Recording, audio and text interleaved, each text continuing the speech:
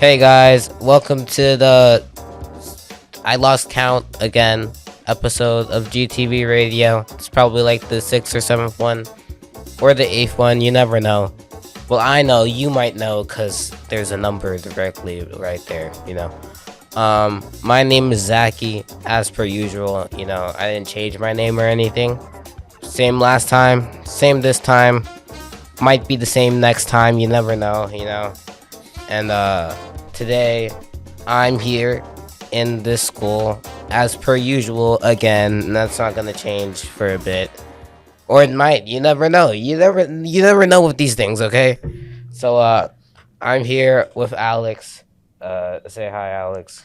Hello, I'm Alex. Okay, you gotta keep the mic closer. All right. Just move the mic physically closer. Okay, buddy. Is this better? Up. You got it. Okay. Close enough. And I'm here with Mr. DuBois today. Say hi.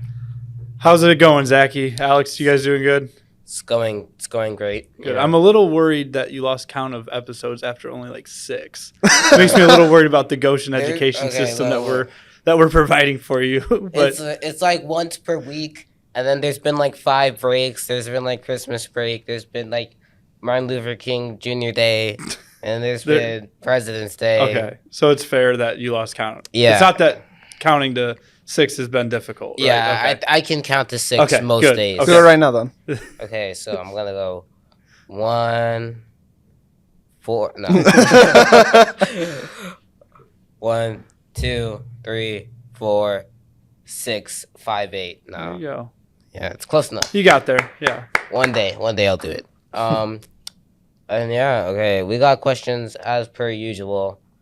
So let's go ahead and read off these questions on this piece of paper because the Chinese invented pieces of paper a while back and it's really useful, People still use them to this day.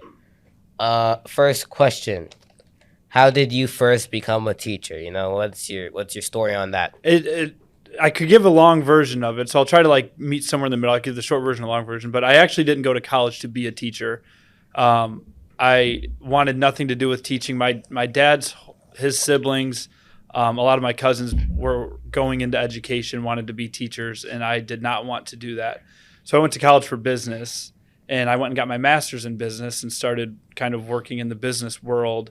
But I got to coach college baseball for a year, and I really enjoyed that. And the thing I liked was kind of the relationships I got to build with the players, and kind of helping them along their way. And it kind of led me to a teaching position, teaching business at Goshen High School. So I was a little hesitant at first because I'd never gone into a classroom. I'd never taught. A lot of teachers, you go to college and train, you do the student teaching where you go for like 6 weeks. You're the one in charge of the classroom. You get a lot of practice. I had 0 practice. So my first day ever in a classroom in front of students was my first day teaching at Goshen. So I have a really weird way of getting to where I am as a teacher because that was about as far from my plan as I could have had. But I'm really happy I'm here. So this is my 9th year teaching, and all 9 years have been at Goshen High School. That's great. Okay, Alex, you got the next question. I thought so. So the next question we got here, what made you want to become a baseball coach? So growing up, my favorite sport was basketball, and it's still one of my favorite. It's my favorite high school sport to watch. I think last night I went to the Goshen Concord game at Northside Gym, and sadly we got beat by Concord. But I love going to watch high school basketball. So growing up, I was always a high school basketball fan, and I always thought I wanted to play basketball as long as I could, and then maybe even coach basketball someday. And then I got to high school, and I didn't really love playing anymore. I started playing tennis, which was a weird kind of random decision I made right at the beginning of high school. And then I decided to play baseball too. And I played baseball growing up, but it wasn't ever really my favorite sport. But then once I got to high school, I really enjoyed the team I was a part of at Jimtown, and I got better at it. It was a sport that I started to put a little more time into and really gained a love for it. So I ended up playing baseball in college, and I was ready to be done as a player. I was not that good. I was played in college, but I wasn't like the best player on our team or anything like that. but I tried to learn as much as I could, and I just like being part of the team, and I didn't really want to give up being part of a team, but I wasn't good enough to play at the next level. So it kind of felt like a next logical step to try to get into coaching, and it's been something I've really enjoyed. So I coached at college, at Grace College for a year. I coached in Mississippi for 2 years. And then actually my first year teaching at Goshen in high school, I coached softball with my wife. We were the JV coaches for our softball team here, and that was a blast. But then my wife got pregnant with our first baby, and then I realized I kind of wanted to go, if I wasn't going to be coaching with my wife anymore, I kind of wanted to get back into baseball. So it's kind of how I got into it that way. Woohoo. Nice enthusiasm. Woohoo. I'm already boring you, Zach. We're like 6 minutes into this, and I'm boring. We've asked two questions, bro. Okay. I'm gonna reveal a little secret. Okay, on these podcasts, I don't really know how to transition react or transition. Listen, man, all you gotta go is just so good. Yeah, that works too. I like that. Maybe after every answer, I need someone to do that. People are telling me their life story, and like I say something generic like, "Wow, that's amazing, man! Wow, wow, cool." Because I don't know what to know what to fair. say. From You the know? That's sounds fair. of it, Like fair. you're just bored of everything. well, Nothing no, like interests you. it's inspirational, but like it's not life changing, but it's also life changing. You know, it's like. And it changed his life. It changed didn't it? changed my your life life, changed. you know? Yours will too someday. Yeah, you know, it's like reading a news story. You know, Yeah, it's like interesting, but like, okay, you know. I'm ready for the next thing. I Like, get you it. read a news story and you're like, well, man, no way. Yeah, You know. cool. All right, what's next? Yeah. Okay. Next question. What do you call it? Why do you find baseball interesting? You know. Anyone that tells me baseball is boring, I will not argue with them, because I know there's plenty of people that go to watch a baseball game and they're like, this is the most boring sport I've ever watched. And I'm like that with some sports too. I know we have a lot of people that love soccer. I'm not a soccer fan. I understand soccer. I just don't I think it's boring. So when people tell me, well, baseball is boring too, I get it, because it can be. It's a slow moving game. The thing I find interesting about it is because it's kind of a slower paced game. It's one of those that after every pitch is thrown, something changes. And if you're not coaching or playing, you're like, well, what changed? There was just a ball thrown. Now they're going to throw another pitch. And but you kind of move your defense around. The hitter has a different perspective of what he's trying to do, because if there's 2 strikes, you do something different. I won't get into all the intricacies of it, but there's a lot of things. So after every single pitch, something changes. And then you as the coach or as the team have to try to figure out, how do we adjust to that change? So I'm not a chess player. I know how to play chess, but you both would, even if you never played chess, you probably would beat me. I'm terrible at chess. But in a way, it's kind of like chess, where you have to take your time, you have to analyze everything, and then you make your next move based on that. So I like that side of it, because it's a thinking game. And basketball, which again, I love basketball. It's so fast paced that you have to adjust on the fly, and everything's moving so fast. You don't really have time to adjust. So baseball, things slow down, and you can kind of make adjustments as you go. And I think that part's really fun. So it's interesting to play, but it's not so interesting. Yes, to watch, I honestly, I like to watch baseball a little bit, but I don't sit at home every night and turn on a baseball game and get all excited about it. I will watch every NFL game, every college football game. I like to watch the March Madness college basketball tournament, but I'll turn on the Cubs every once in a while, but it's rare that I would watch a game from start to finish in baseball. Because again, when you're not involved in the game, it can be kind of boring, and they get long. So I'll never argue when people are like, how do you like baseball? It's so boring, because I get it. I definitely understand. Let's see. We got 4. This is a more interesting question. Okay. All right. So, what are your hopes, your plans for this upcoming season? It's kind of hopefully I don't give you too long of an answer, but I'm really excited. So we had a lot of seniors graduate last year. So, if you're looking at it from an outsider's perspective, you're like, oh, they're not going to be as good. 2 years ago we won conference, and then last year we played for the sectional championship and lost to Penn, who ended up winning state. So we had a pretty good team the last 2 years, and so we lost a lot of those guys. So I think everyone, in our conference, or people kind of looking from the outside are like, oh, they're gonna be down a little bit this year. But we have a really good sophomore group. We have good seniors, we have good juniors, but there's not a lot of them. We have a really big sophomore group, and they're really talented.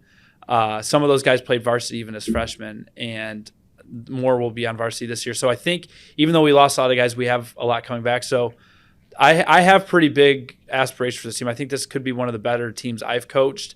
It's scary to say that as a coach, because if you say that and then a couple months from now we're not good, they're like, what were you thinking? Are you're an idiot, which people probably would say that a lot of times anyways about me. But no, I think I try to keep a level head. Like, obviously, I think we set goals every year. My first goal for our team will be to win conference, because I think we definitely have the team to do that. And then after that, we get into sectionals, and we have a really tough sectional. Penn's won state back-to-back years, and so we'll have to get through them. Northridge is always really tough, and Warsaw's always, we have good teams. So, try to win sectionals, and that's a really hard thing to do, because baseball, if you have one bad inning, even, it could ruin your whole game. So, definitely, I think conference you have a little bit more control of, because it's a longer spread out thing, where sectionals you have to, again, you have a couple bad hops or something, you end up getting beat. So I think we'll be pretty good. We'll be hopefully fun to watch. The kids, they've been working really hard. We've been pretty busy the last couple months, just trying to be in the weight room and get better and all that fun stuff. But we're ready. The snow today is making me not so excited about the spring, because that's the worst part. Honestly, the worst part about coaching baseball, I know that's not the question. Now I'm going all over the place, but the worst part is we get these cold weather games, and hopefully my guys don't listen to this. I will always tell them, like, we're not going to complain about the weather. It's bad for both teams, all that stuff. And then I'll say, I don't want to hear anyone complain, but then I'll catch myself in like the second inning kind of shivering in the dugout going, it's so cold. I'm like the first one to complain. I hate when we have to play in weather like snow. I'd rather have it like it was yesterday, where it's 70 degrees and sunny and all that. But we'll get more weather where there's snow and wind and it's like 40 degrees and we're trying to play baseball, and that's not fun for anybody. I hate the snow too. I gotta go on the snow, man. Okay. Go ahead. Okay. Go off, King. So Pop off. No. So the snow, right? Okay. In theory, snow sounds great. Okay. It's cold. It's the only thing. It's cold. You can move it around. You can make a snowman. You can pretend to be Elsa, right? All fine and dandy, right? But the thing is, I like the summer way more than. So you're the more winter. an Olaf guy. Yeah, I'm more of an Okay. Olaf guy. Okay. Look, okay. Simply take it like this, right? Say you're in your house and you want to go to Kroger's to buy yourself a bunch of bananas, right? So you go to leave your house and you can't even open the door. Why? Because your door snowed it. When you break through that snow, okay, Frozone has nothing on you, right? Right? Gosh. We told him to go off, so I guess we asked for this. Yeah, we did kinda ask I for told it. him to go off. Yeah, you open the door. I did. You go ahead. And then your car is looking crazy, man. It is looking like Mount Everest on your car. But you shovel that car, right? But you can't even get into the car, because if you get into the car, okay, you will be frozen like you're in an ice block. So you gotta start your car, right? And sometimes it won't even start because your battery's gonna get killed by the cold, right? So you gotta jump your car, you gotta start your car, right? And then you gotta wait like 30 minutes so that your car is actually habitable, right? And then you won't explode as soon as you get inside of it, right? And then finally you can drive, right? But you can't drive. You want to know why? Because the roads are looking like an ice rink, okay? You gotta carefully maneuver. Even one small step is gonna send you flying off of the road and crashing, okay? It is slippery. It is crazy. But in the summer, you want to go somewhere, you just go. Your car is a bit hot. Just roll down all your windows, just take the burning to your hands a bit, It's all great. You can go to your Kroger's and you can buy yourself your bunch of bananas. It's all great. You have no Frozone, no Mount Everest, no jumper cables, no anything. It's all great and convenient, and you can even go in whatever you're wearing. In winter, you gotta wear your winter coat, or else it's over for you, man. You've lived enough life, So just to clarify, Zachy, not a winter fan. Not a winter fan. Got it. I couldn't tell based on the rant, but I was just trying to ask a clarifying I was question born there. on Christmas. I was born the Really? winter of winterest days. Yes, I was born on Christmas, and I don't like the winter. I'm a little nervous to ask this, but I kind of am interested now. Do you hate having your birthday on Christmas? Because then it's like you don't really feel like you get celebrated, or do you feel like you're missing out on a holiday? I mean, Or has it not been that big of a deal? I've been used to it. It's not like I can change it. It's not like I can go back in time and tell the doctor to wait a day. I've been used to it all my life. It's great. Whatever. Plus, on my birthday, everyone else gets presents, so it's great for them. That's true. Do you get more presents though? No, but it's still fine. great for them, Everything's fine. Everything's fine. It's great for them. I'm happy for them. They can. It sounds like a lot of cope. I'm not gonna lie. Yeah, he's bottling up emotions. When he's like 35, he's just gonna just really have this huge moment where everything drowning down. 5 bottles deep, wondering why didn't I get those extra presents for my birthday? There's no happy birthday, Zachy, but it's great. They're with their families. They're with the Christmas tree. They have their gifts. It's all great for them. I'm happy for them. It's great. Okay, next question. Sorry. Next question. I think we're talking on baseball number 5. today, right? Okay. Question 5, right? If you could explain to someone who didn't know how to play baseball. Oh, no. Okay. How do you play baseball? So, as far as playing and like being successful, that's a long other rant. But just like understanding the rules, I'm going to try my best to keep this as simple as possible. So we'll see. So there's a guy that stands kind of in the middle there that throws the ball to the plate. He's called the pitcher, and he throws the ball over a house-shaped item. And the guy stands next to that house-shaped item called home plate. And if the ball is kind of from his shoulder or more chest to his knees, and it goes over that 17 inches wide house-shaped thing, he swings the bat and tries to hit the ball that's thrown his way.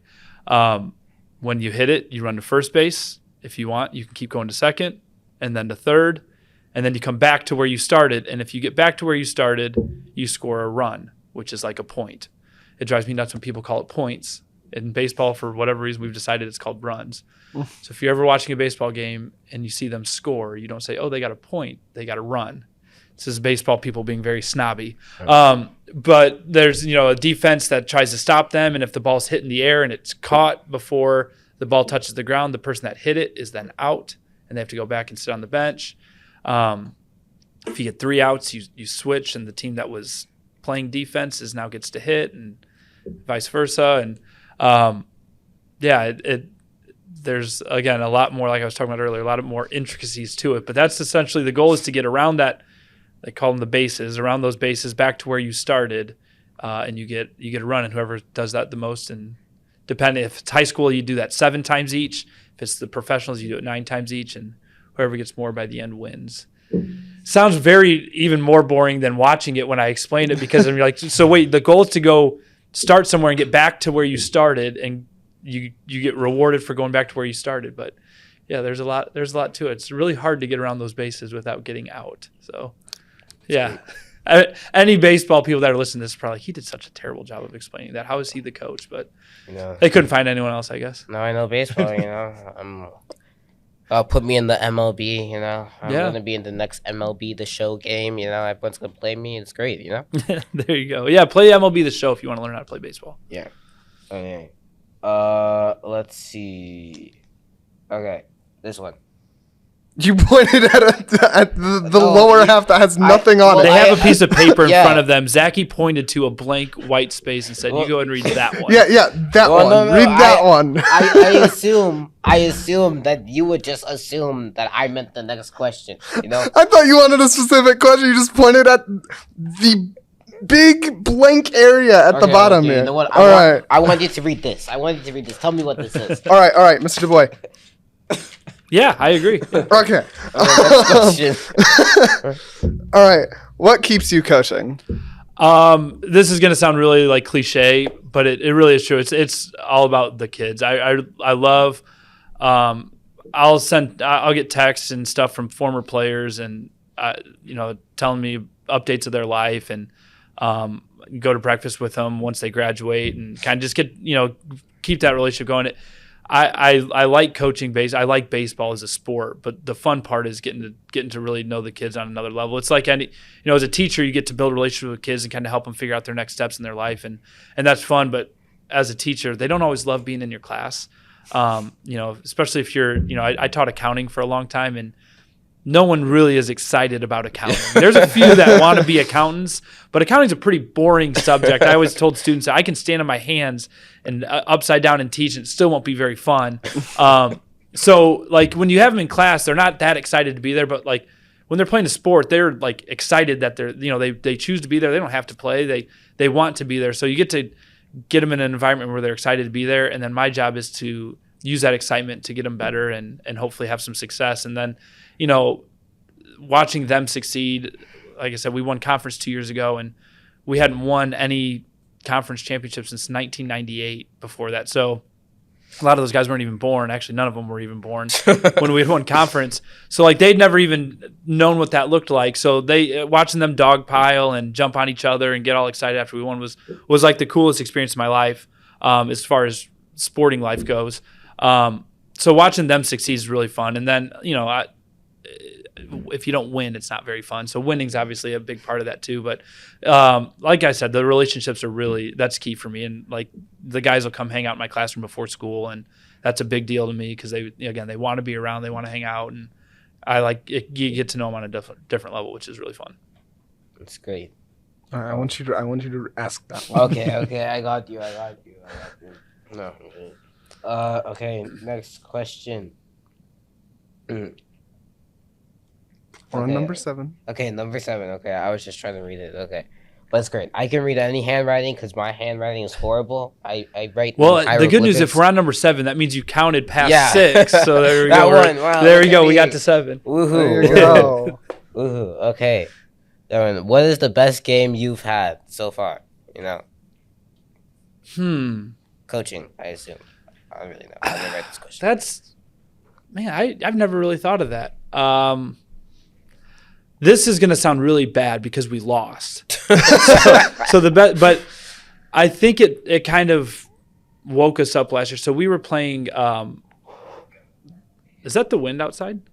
I thought that was a crying child. I feel like the microphones are going to pick that up. They are picking it up. I'm hearing them. That's I'm hearing them in my headphones. Yeah, they're going to wonder what the heck's going on in here. But yeah, that's all. Weird That's the wind outside. wind. That's spring for you. That looks more like winter to me. Yeah. I'm going to be honest. Yeah. But no, the game that's staying out, maybe it's just because it happened last year, so it's more in the front of my mind, is we were playing Central Noble, who I'm not trying to bet. They're not historically very good. They beat us, so I don't know what that says about me and us. But we were down, I want to say like 9-0 going into the last inning. Like we played about as bad as we could have played. And I brought our guys in before last inning. I was like, this may sound crazy, but I think we can win. And I actually saw like the look in like they actually believed it too. And I was like, normally if you're down 9-0, it's like, well, good try. We'll try again another day. We came back and we ended up losing 9-8. I think we had the winning run at second or third. Like we were so stinking close to winning that game. And just watching our guys kind of rally together, I think helped us the rest of the year because that was early in the season. And we played pretty good after that last year. So I want to say that. And then I know I've referenced it a few times, so I was trying to avoid that. But when we beat Northwood to win conference, that was probably the most, it's the only championship we've won since I've been here. So obviously that game, but I don't even remember much of that game. I just remember the celebration afterwards and all that stuff. So that's another one. But yeah, I know we've had other good games where we were close, or I could tell you plenty of the bad memory games. But yeah, that Central Noble one for whatever reason today is sticking in my head. even though we lost. So my best memory is a loss. So I don't know. That's not a good feeling. They probably don't remember it, so it's a win in your book. There you go. Yeah. Like they probably remember it as yeah, we lost. We were like we lost to a team we should have beat. Maybe that's what they remember. Well, yeah, but Central Noble is like, oh yeah, we won. Yeah, but we almost didn't win because we're so bad. Because we're so bad.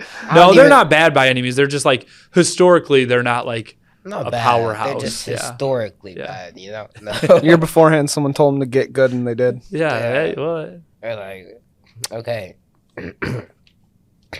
gotta clear my throat. Mucus. Don't die. Okay, that'll be an issue. Well, you have the next question, so it doesn't matter what I say. All right. Why did you choose baseball over any of the other sports?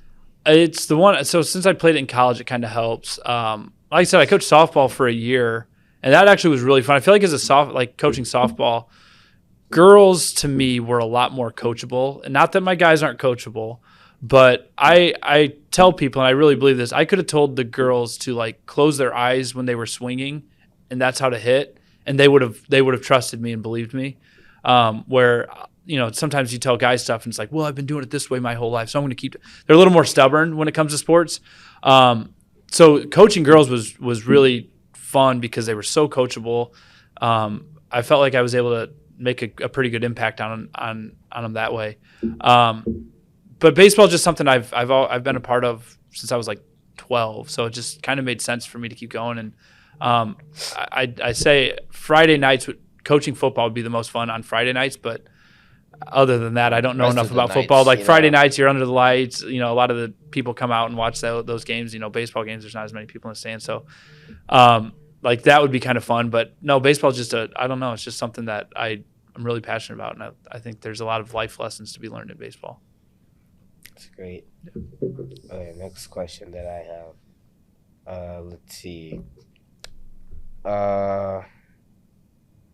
Okay. I think you've already answered this question, like, by talking. It wasn't a direct answer to this question, but we can probably make a educated assumption to the answer to this. Yeah, guys. Okay. If you weren't able to coach baseball, what would be your second option? Yeah, just out of pure like fun. I could go any sport, honestly, but yeah, pure like football on Friday nights would be the most fun. I think basketball, like last night being at that sectional game at Northside Gyms, like I think that's awesome. So basketball would be great too. So probably football or basketball. But I still think I'm not a golfer. But my grandpa was a golf coach. He plays golf all the time. I like golf. I don't love it, but it's something fun to do. You're outside. It's normally pretty warm when you're golfing. But golf's expensive. I don't know if any of you all golf. Golf is super expensive. You got to buy the balls, the tees, the clubs. You got to pay, and it's expensive to go pay to play.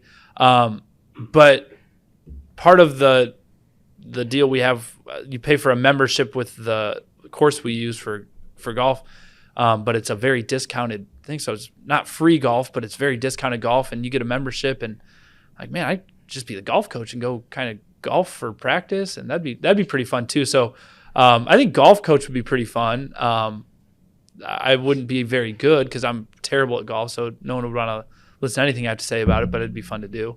I played tennis in high school. I felt like I was okay at tennis, so that'd be a pretty fun sport to coach.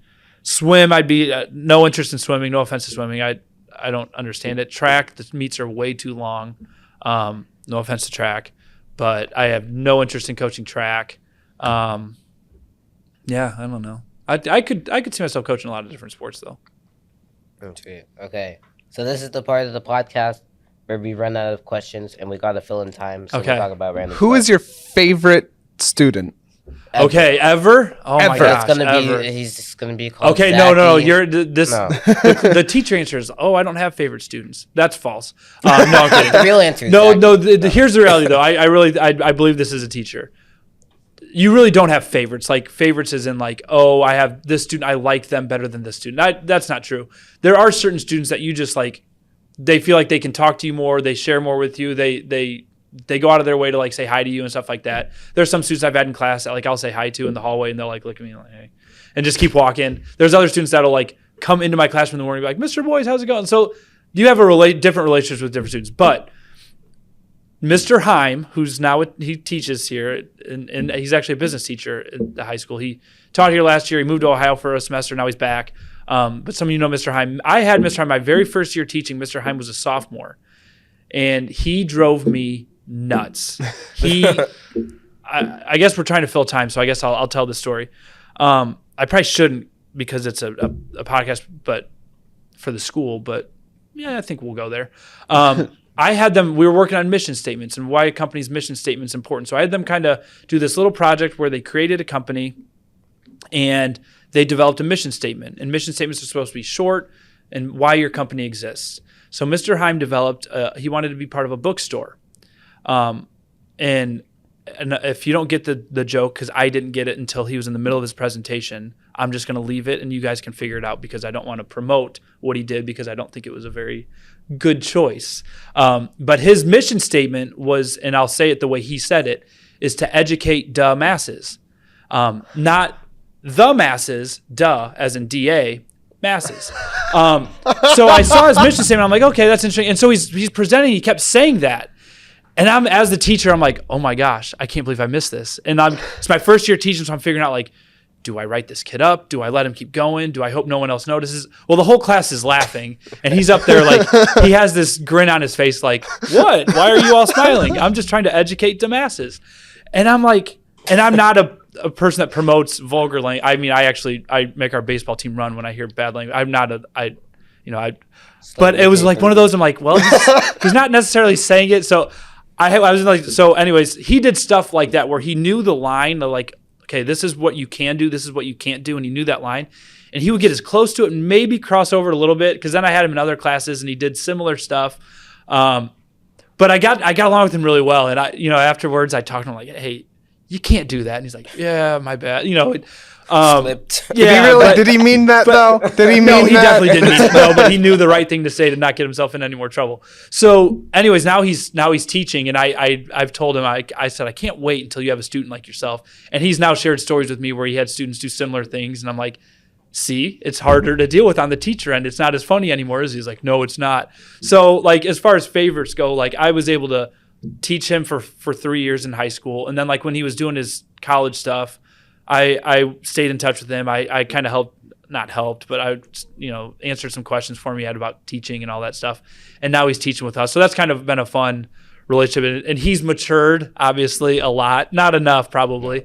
But he's come a long way since his bookstore days. But yeah, hopefully that's an okay story to tell on the podcast. But I wasn't very proud of myself and like how I didn't catch that and tell him like, hey, no, that's not a good mission.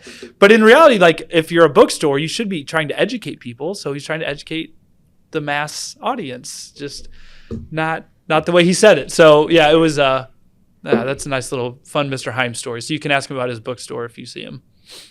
Yeah, Sorry, that was us trying to fill some time there. Okay, let's see. It was a beautiful story. Yeah, Loved good. it. I'm not a very good storyteller, so that's one of the few ones I have that are good stories. Okay, let's see. I gotta think of something. Okay.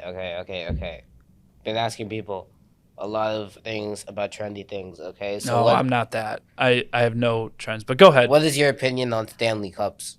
Okay, so my wife just got one for Christmas from. No, it's over. It's over. It's over. No, she got one from my sister-in-law for Christmas, and my wife doesn't use it that much, which I'm really proud of her. She uses one very simple. It's like an off-brand. She likes it better though than Stanley, so I'm still kind of in trouble. I guess I don't really get it, like why they're better than any other cups, because I have I have my coffee cup that I drink coffee out of every day, and it's like an off-brand. It's an off-brand. I don't know what makes Stanley better or not. So I don't know. I don't have a huge opinion on them. I think they're a little obnoxious, but people were all into the Yetis a couple years ago, and now they're gone. I still have a couple Yetis. Yeah. I feel like it's okay to jump on trends if it's like practical and life changing. Like fidget spinners, they changed my life. No, I'm kidding. They were fun. Whatever. My first year teaching, fidget spinners were like, it's funny now looking back, like that was our problem because now it's like cell phones and computers and all this other stuff going on. But like my first year teaching, it was like, all right, if a kid has a fidget spinner, what are we going to do to make sure that they're not distracted? And that's like, right now, if a kid's using a fidget spinner in class and that's the only thing they're doing, I'm thrilled. Like they're not on their phone, they're not sleeping. Like this is great. So fidget spinners were an actual problem. Yeah. They used to be a federal offense in the classroom. You would go straight Don't to the prison, no How trial. Could you possibly use this fidget spinner? No, but Stanley Cups, they're not practical. Like they're big, they hold the water, right? But the thing is, whatever they do, water bottles have been doing for millennia now. Okay, they hold the water. In fact, okay, this I gotta complain about this Gatorade water bottle. This thing does it's kind of crazy. You know, it does. Sometimes it decides not to hold water. Sometimes if I hold it like this, the leak. It leaks. Oh, there it goes. It leaks. It's crazy. Well, one time I had it like on my bed, right? Because I have a bunk bed and I was on the top bunk and I had it on my bed and I was sleeping, or whatever. And when I woke up, my whole bed was wet, man. And it took like it took what do you call it? And then I would sleep on the mattress on the ground, and then I went on the trip to Canada. And when I came back, it was still kind of wet. It was crazy. But so that's a problem, right? But the Stanley Cups have the exact same problem because the top isn't secure. You know, if you move it upside down, then you know it's over. And what do you call it? You can't carry it in your backpack because it's too big to fit in the backpack thing. So their genius is to make it bulky so that you have to carry it around. So it's a free advertisement. Yeah.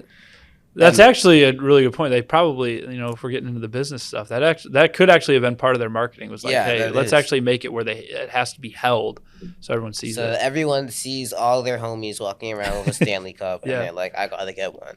Yeah. And then I know all my homies are walking around with Stanley Cups. Yeah, you know.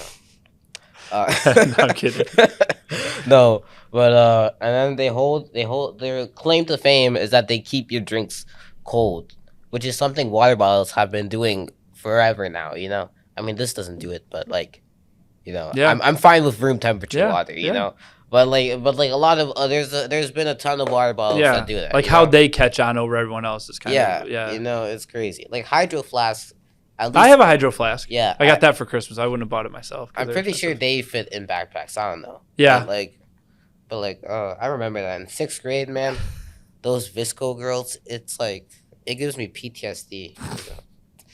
It's a joke, guys. Okay, that might be too big of a joke for here, but it gives me flashbacks when I see one and I think about all the Visco girls, and it was crazy. And I oops.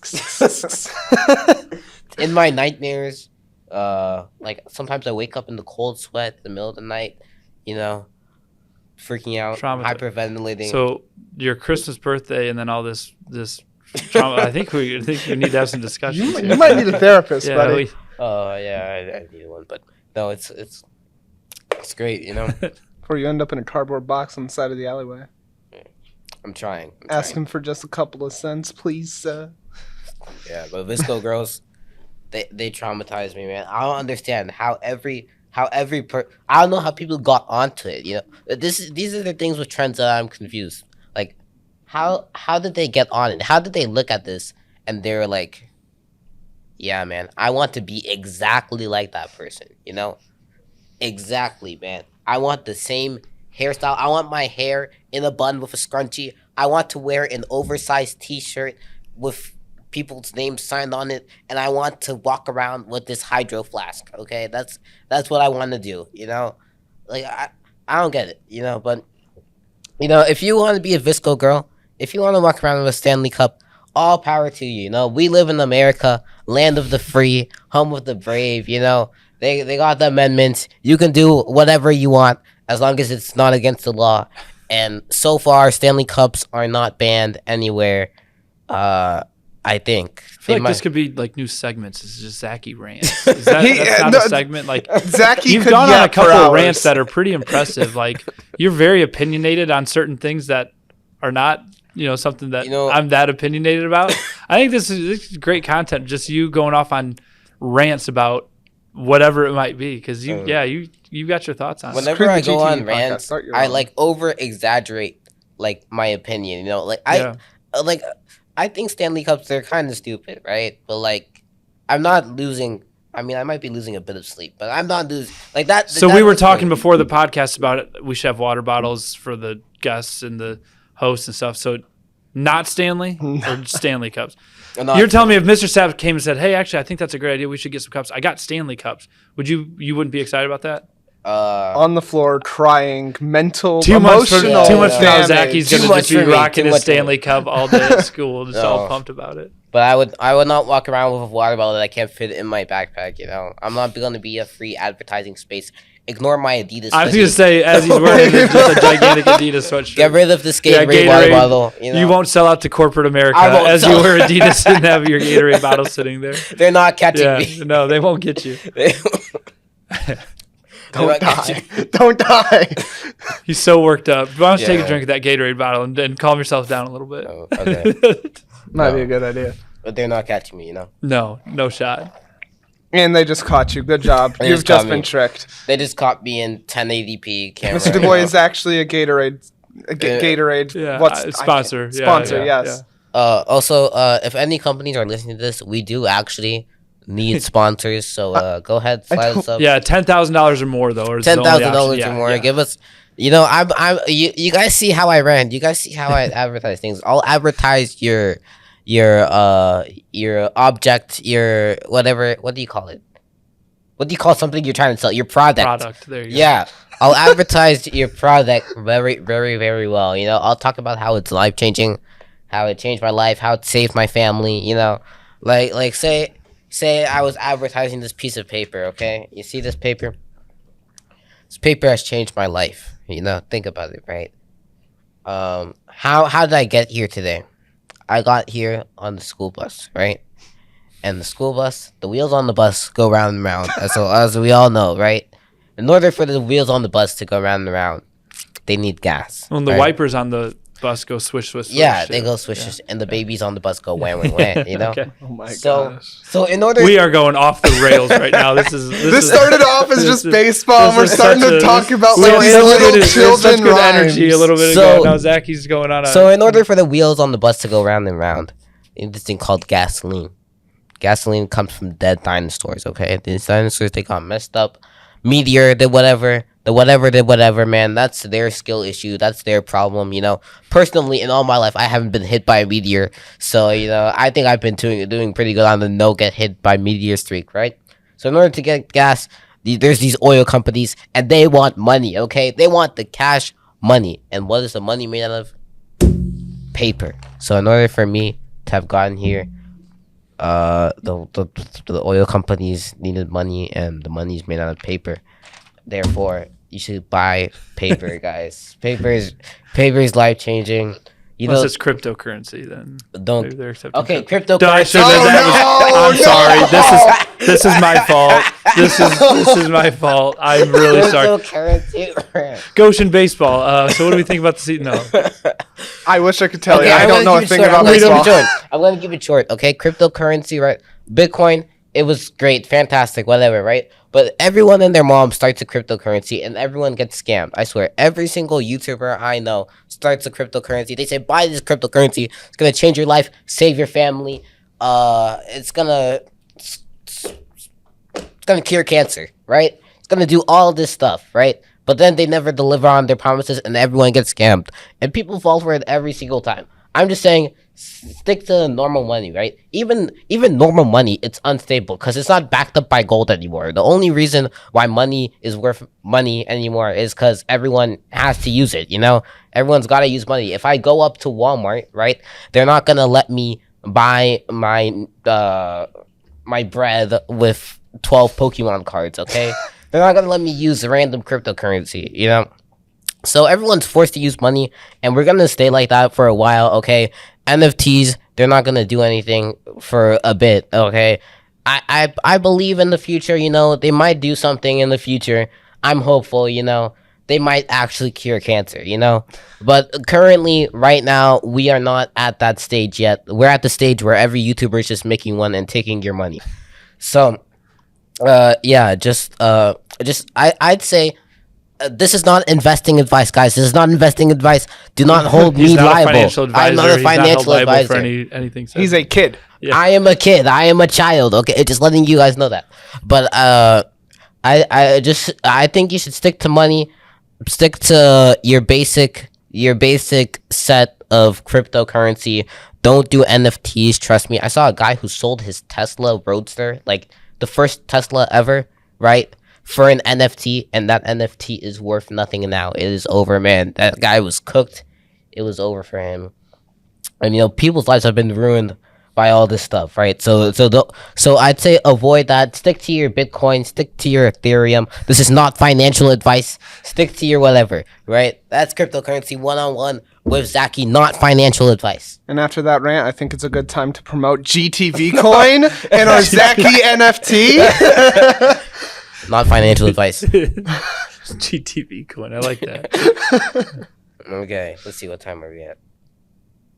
47. I think we're supposed to stop 2 minutes ago. That's over, guys. The Zaki rants, they took us home there. Took us past home base. There you Did a go. full run. We scored a run. We got one. We got one. Okay. So, guys, I mean, if we got that one in that one game, we would have tied with Central Noble, That's true. That would have taken us to extra innings, yeah. We could have gotten them there. Okay, yeah, that's gonna be it. Mr. Sap is broken, guys. If you enjoyed, make sure to like, comment, do whichever button pops up on your screen. Hit the button. If there's a dislike button, hit that too. Only for Zaki's financial advice. Dislike it. Yeah, do not use my financial advice. Dislike it if you dislike it. Like it if you like it. Share this to your friends, your family, your goldfish, your whatever, right? And we'll see you in the next episode. If I don't get arrested for sharing financial advice. And yeah, we'll see you on the other side of reality. Bye-bye. Woohoo. Yeah. Yippee!